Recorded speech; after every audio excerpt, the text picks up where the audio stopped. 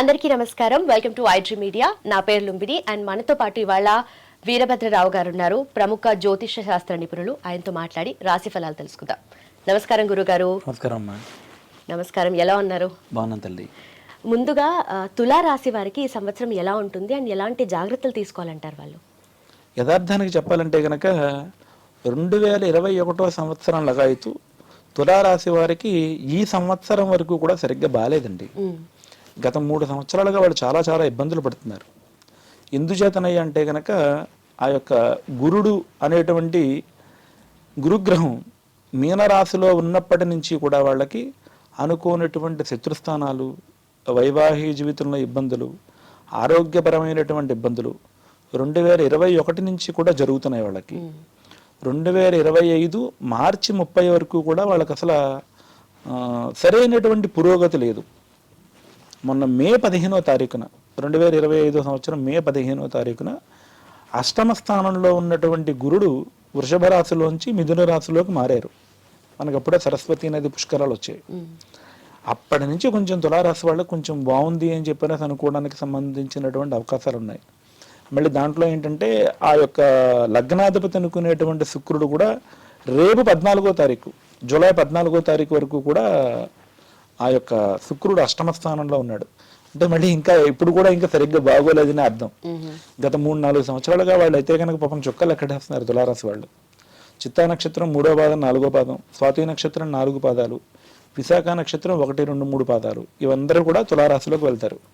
అయితే వీరికి సాధారణంగా ఆ యొక్క 3 సంవత్సరాల కాలం నుంచి కూడా బాగాలేదు. రేపు 14వ తారీఖు తర్వాత నుంచి వీళ్ళకి చాలా మహత్తరమైనటువంటి యోగంగానే మనం చెప్పుకోవచ్చు. మంచి మంచి అవకాశాలు ఉంటాయి. మంచి మంచి అవకాశాలతో కూడినటువంటి పురోగతి ఉంటుంది. కళాకారులకి, చిత్ర పరిశ్రమ వాళ్ళకి, వ్యాపారులకి, విద్యార్థులకి అందరికీ కూడా గత 3 సంవత్సరాలుగా వాళ్ళు సరైనటువంటి సుఖం, సరైనటువంటి సౌఖ్యం అనుభవించలేదు. వాళ్ళు చాలా ఇబ్బంది పడుతున్నారు. ఇప్పుడు వాళ్ళకి చాలా మంచిగా ఉంది. గ్రహస్థితులు ఏకాదశంలో ఉన్నటువంటి గ్రహాలతో సహా, భాగ్యంతో ఉన్నటువంటి గురుగ్రహంతో సహా అన్నీ కూడా చాలా బాగున్నాయమ్మా. సో తులారాశి వాళ్ళకి కొంచెం నరదిష్టి, నరఘోష, చిన్న చిన్న అనారోగ్య పరిస్థితుల్లో ఇబ్బందులు, ఆరోగ్య పరిస్థితుల్లో ఇబ్బందులు వచ్చి అనారోగ్యాలు కలగడం లాంటి సమస్యలు కనిపిస్తున్నాయి. కాబట్టి వీలైతే గనక ప్రతి శుక్రవారం అమ్మవారి యొక్క దర్శనం చేసుకోవడం, శ్రీ లలితా సహస్రనామాలు చదువుకోవడం. అంటే శుక్రరాశి తులారాశి అంటే కనుక శుక్రుడికి అధిష్టాన దేవత అమ్మవారే కనుక లలితా భట్టారిక అమ్మవారిని వీళ్ళు ఆరాధన చేయడం, లలితా సహస్రనామాలు చదవడం, ఇలా చేయడం వల్ల వీళ్ళకి బాగా కలిసి వస్తుంది. అయితే మీరన్నట్టుగా ఈ నరదృష్టి వల్ల వాళ్ళకి ఎక్కువగా ప్రభావం ఉంటుంది ఆరోగ్యపరంగా అని అన్నారు కదా.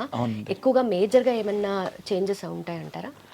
అంటే ప్రధానంగా నరదిష్టి అనేటువంటిది కనిపించినప్పుడు వాళ్ళ జీవితంలో పురోభివృద్ధి కనిపించినప్పటికీ కూడా ఈ నరఘోష లాంటి సమస్యల వల్ల వాళ్ళ జీవితంలో మళ్ళీ కొంచెం తడబాటు పడేటువంటి అవకాశం ఉంది. కాబట్టి ఆయా ఇబ్బందులు లేకుండా ఉండడం కోసం ఆ యొక్క శుక్రుడికి సంబంధించినటువంటి అధిష్టాన దేవత అమ్మవారు లలితా భట్టారిక అమ్మవారు మహాలక్ష్మీదేవి. కాబట్టి ఆ అమ్మవారి యొక్క ఆరాధన, అమ్మవారి యొక్క ఉపాసన చేయడం వల్ల వాళ్ళకి ఆ ఇబ్బందులు లేకుండా ఉంటాయమ్మా. వీళ్ళకి ఆరోగ్యపరంగా ఇలా ఉంటుందని చెప్తున్నారు. అలాగే వృత్తిరీత్యా కానీ లేదంటే ఉద్యోగాల పరంగా కూడా వాళ్ళకి ఎలా ఉంటుందంటారు? అదే వృత్తి ఉద్యోగ రీత్యా కూడా వీళ్ళు యథార్థానికి 2021 నుంచి చాలా అవస్థలు అయితే పడుతున్నారు. అవన్నిటి నుంచి కూడా ఆ యొక్క ఇబ్బందులన్నిటి నుంచి కూడా బయటపడి చాలా సుఖ సంతోషాలతో ఉండేటువంటి పరిస్థితి అయితే కనుక జూలై 14వ తారీఖు నుంచి కనిపిస్తుంది పుష్కలంగా. అంటే గ్రహస్థితులైనటువంటి ఈ యొక్క శని కానీ, రాహు కానీ, గురుడు కానీ, కేతువు కానీ, ఈ గ్రహాలన్నీ కూడా చాలా బాగున్నాయి. అయితే ఎప్పుడూ కూడా నెలకి ఒక్కసారైనా సరే చంద్రుడు అనేటువంటి ఆయన అష్టమ స్థానంలోకి వెళ్తూ ఉంటారు, 8వ స్థానంలోకి వెళ్తూ ఉంటారు. అంటే వృషభ రాశిలో సంచరిస్తూ ఉంటారు. అంటే కృత్తికా నక్షత్రం 2, 3, 4 పాదాల్లోకి, రోహిణి నక్షత్రంలోకి, మృగశిర నక్షత్రం 1, 2 పాదాల్లోకి కానీ చంద్రుడు సంచరిస్తే కనుక దాన్ని తులారాశి వాళ్ళకి అష్టమ చంద్రుడు అంటారు. అంటే తులారాశికే కాదండి, ఏ రాశికైనా సరే 8వ స్థానంలోకి చంద్రుడు వెళ్ళినప్పుడు కొంచెం మానసికంగా ఇబ్బంది పడేటువంటి అవకాశం ఉంటుంది. సో అలాంటి సమయంలో కొంచెం శివారాధన చేయడం వల్ల ఆ యొక్క ఇబ్బందుల నుంచి బయటపడవచ్చు. కానీ యథార్థానికి 2021 తర్వాత కంపేర్ చేస్తే తులారాశి వాళ్ళకి జూలై 14వ తారీఖు తర్వాత చాలా చాలా మహత్తరంగా యోగంగా బాగుంటుంది అనేటువంటిది నగ్న సత్యం. థ్యాంక్ యూ సో మచ్ గురుగారు. ధన్యవాదాలు. నమస్కారం.